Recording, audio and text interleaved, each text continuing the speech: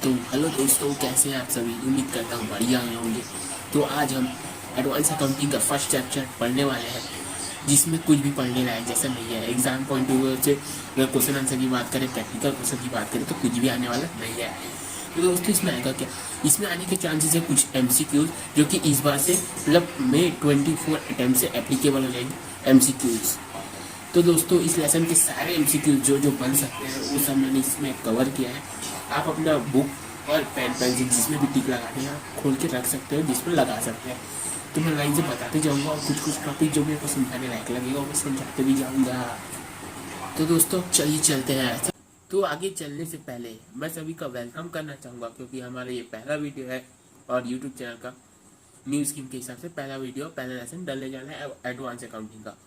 तो दोस्तों, ये पहला यूट्यूब चैनल है जो एग्ज़ाम में पास करवाने के लिए बना है, क्योंकि समझाने वाले तो बहुत से सारे चैनल हैं यूट्यूब पे, लेकिन कितना रटना है, क्या रटना है, किसको सॉल्व करके जाना है, कितना सॉल्व करके जाना है, कौन कौन सा क्वेश्चन इंपॉर्टेंट है, वो सब इस यूट्यूब चैनल में आपको बताया जाएगा।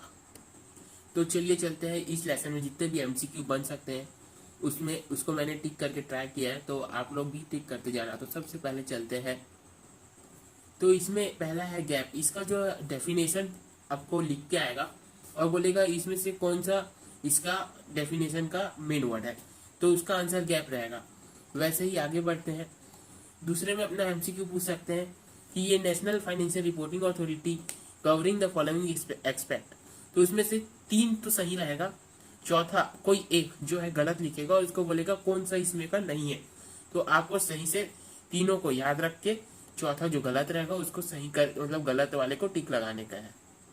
उसके बाद यहाँ पर जो है रिड्यूस वर्ड, तो आईसीआई वाला जो है ज्यादातर ऐसे ही छोटा मोटा वर्ड से ही खेलता है। कभी ऐड करके देगा, कभी रिड्यूस लिखेगा, कभी सम लिखेगा कोई ये, तो इसलिए रिड्यूस को याद रखना जरूरी है। उसके बाद ये एमसीक्यू का पॉइंट बन सकता है इसमें से। वैसे ही जैसे अपन ने इसमें से एक पॉइंट को गायब कर देगा, उसकी जगह दूसरा रखेगा और बोलेगा कौन सा इसका फॉलोइंग एक्सपेक्ट नहीं है, तो अपने को देख के टिक कर लेना है सही शॉट। तो आगे बढ़ते हैं। तो नीचे साइड चलते हैं और इसमें भी बेनिफिट के सिर्फ पॉइंट्स याद करना। ये भी वही एमसीक्यू बन सकते हैं। 3 पॉइंट है, चौथा पॉइंट गलत देगा, उसको ढूंढो बोलेगा और कुछ नहीं। और नीचे चलते हैं, ये वही है चीज है। और इसके बाद यहाँ पर जो है एक क्रिएटिव अकाउंटिंग करके दिया हुआ है, इसका भी डेफिनेशन आपको पूछ सकता है। तो इसके चारों पॉइंट में जो भी सही वाला डेफिनेशन होगा उसको आपको टिक करना रहेगा। उसके बाद जो है यहाँ पास अपने को स्टेप का ना एक बार पॉइंट से याद रख लेना पूरा, ताकि अगर पूछे कि थर्ड पॉइंट क्या था, फिफ्थ पॉइंट क्या था, तो आप बता सको। उसके अंदर का कुछ पढ़ने की जरूरत नहीं है। ये वाला लाइन आप पढ़ के जाना। A S issued by the ICI for non corporate and A S notified by the MCA for corporate. इसका एमसीक्यू ज्यादा आने के चांसेस है, तो इसको रेड मार्क करके रखना अच्छे से। और उसके बाद चलते हैं आगे। और यहाँ पर जो है ये पूरे लेसन का समरी टाइप से दे दिया गया है। अगर इसमें से एमसीक्यू पूछना होगा तो डेट पूछ सकते हैं सभी का कि कौन सा डेट को हुआ है। वैसे याद करने की आवश्यकता ना पड़ना चाहिए, क्योंकि डेट इतने सारे हैं, तो इतना याद करने से अच्छा एक नंबर छोड़ ही देना। तो ये डेट याद करने की जरूरत नहीं है। और ये जो है इंडेक्स मान लो कि कौन से चैप्टर में कौन कौन सा अपन पढ़ने वाले हैं, तो ये सब आगे में अपन डील करेंगे।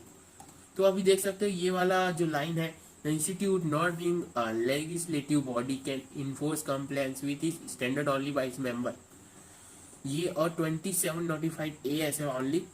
और ये जो वाला है इसका जो पॉइंट है वो एमसीक्यू में आ सकता है। जैसे 4 पॉइंट है, उसमें से एक पॉइंट हटा के दूसरा रख देगा वही वाला।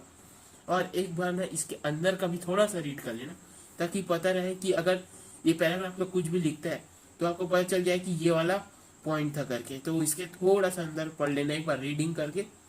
और इसमें जैसे आपको घुमा सकता है, जैसे यूनिफॉर्मिटी, कंपेरेबिलिटी और ट्रांसपेरेंसी का 3 पॉइंट देगा।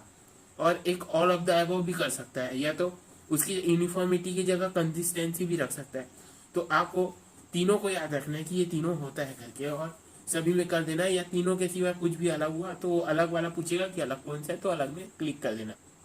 उसके बाद यहाँ पास जो है फुल फॉर्म आने के बहुत सारे चांसेस है एमसीक्यू में, तो सारे फुल फॉर्म को एक बार जस्ट रीड कर लेना।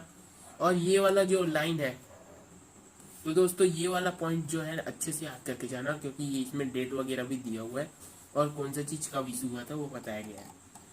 उसके बाद जो है ये वाला जो चारों पॉइंट है उसको अच्छे से याद रखना, और इससे जो है एमसीक्यू बन सकता है कि किसको किसने इशू इशू किया है। तो ये वाला चारों पॉइंट अच्छे से याद रखना। ये वाला एमसीक्यू में आपको घुमा सकता है, ताकि अगर उल्टा भी लिख देगा और सही है कि गलत है स्टेटमेंट ऐसा भी पूछ सकता है। तो याद रखना कि प्रिंसिपल बेस्ड है, ना कि डिटेक्टिंग स्पेसिफिक ट्रीटमेंट। ओके, तो आगे बढ़ते हैं।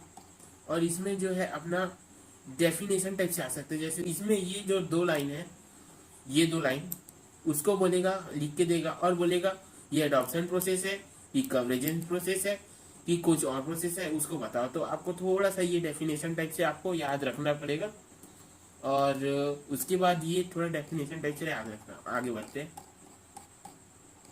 यहाँ पर जो है पॉइंट को आस्क कर सकते हैं एमसीक्यू टाइप से, कि वही जो 3 पॉइंट दे देगा, दूसरा चौथा पॉइंट आपको अलग दे देगा, जो कि आपको निकालना रहेगा। वो कुछ फुल फॉर्म भी है, उसको याद रख लेना। और ये कार्व्स आउट, जो कार्व्स आउट वाला डेफिनेशन है वो पक्का पूछ सकता है, क्योंकि नया कॉन्सेप्ट है ये, और ये कॉन्सेप्ट को ज़्यादातर पूछने के चांसेस है, इसलिए अच्छे से इसको डेफिनेशन वगैरह को याद करके चले जाना कार्व्स आउट के। ठीक है, आगे बढ़ते हैं। और आगे में आपको डील, ये जो इंड एएस है वो अपन फाइनल में देखने वाले हैं, तो अभी देखने की ज़रूरत नहीं है।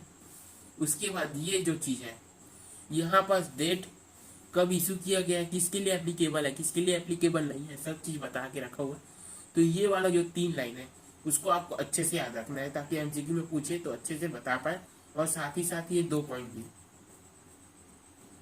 उसके बाद ये फिर इंड एस के बारे में बताया कि कौन कौन सा, ये सब अपन फाइनल में डील करेंगे, तो अभी के लिए पढ़ना आवश्यकता नहीं है।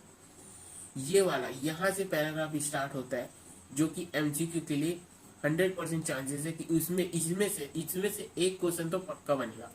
तो इस यहाँ से जो जो राइट लगा है उसको आप एक बार जरूर से अच्छे से याद रखना, और ये जो स्पेसिफिक पॉइंट टू कंसीडर इसको एक बार रीड कर लेना। एमबीएफसी वाले के लिए ये जो राइट लगा है उसको अच्छे से पढ़ के जाना। उसके बाद ये जो है अपना लेसन कंप्लीट हो जाएगा। तो आइए एमसीक्यू को देखते हैं, इसमें क्या क्या दिया गया है, उसके हिसाब से अपने को याद है कि नहीं, जो जो टिक किया उसमें से कुछ बचा है कि नहीं, अपन चेक करते हैं। तो सबसे पहला क्वेश्चन क्या आता है देखते हैं, चलो। Accounting standard for non corporate entities in India issued by, issue तो अपना आईसीआईए करता है। अकाउंटिंग स्टैंडर्ड क्या होता है, harmonise accounting policy and eliminate the non comparability of, अच्छा नॉन कंपेरेबिलिटी को एलिमिनेट करता है, ठीक है। अगर यहाँ लिखा रहता है कंपेरेबिलिटी को एलिमिनेट करता है तो वो गलत होता है, ठीक है। मतलब ये हो सकता है, ठीक है। Improve the reliability of financial statement, ये भी करता है, ठीक है। बहुत ये इन दोनों करता है। Manipulates the data for the management, ए भाई डाटा को मैनेजमेंट डाटा को ही मैनिपुलेट तो नहीं करता, जबकि अच्छा करता है। तो इसमें से मेरे ख्याल से ये होना चाहिए both A and B. Okay, आगे बढ़ते हैं। तो थर्ड क्वेश्चन में it is essential to standardize the accounting principle and policy in order to ensure. तो दोस्तों आपने ध्यान दिया होगा जो भी अपन ने एमसीक्यू के लगाया था वही पॉइंट ये जो आ चुका है, जैसे कि ये ट्रांसपेरेंसी, कंपेरेबिलिटी और कंसिस्टेंसी की जगह क्या था, यूनिफॉर्मिटी। तो इसका आंसर जो है ऑल द अबव होगा। उसके बाद which committee is responsible for the approval of accounting standard and their modification for the purpose of applicability to company. तो दोस्तों ये भी अपन ने टिक करके आया हुआ है ऊपर एमसीक्यू के लिए, जो कि इसका आंसर होगा एमसीए। उसके बाद last MCQ, global standard facilitate. Global standard facilitate में क्या क्या आ सकता है, cross border flow of money, comparability of financial statement, comparability तो करता ही है, यूनिफॉर्मिटी भी करता है। ये वाला थोड़ा डाउट हो रहा है तो इसको अच्छे से पढ़ेंगे तो याद आ जाएगा, ताकि ये भी है एक पॉइंट। तो इसमें का आंसर जो है ऑल द अबव होगा। तो दोस्तों आज के वीडियो में इतना ही, मिलते हैं अगली वीडियो में अगले लेसन के साथ, और उसमें भी हम काम की बातें करेंगे, फोकट की बातें नहीं करते। तो तब तक के लिए बाय।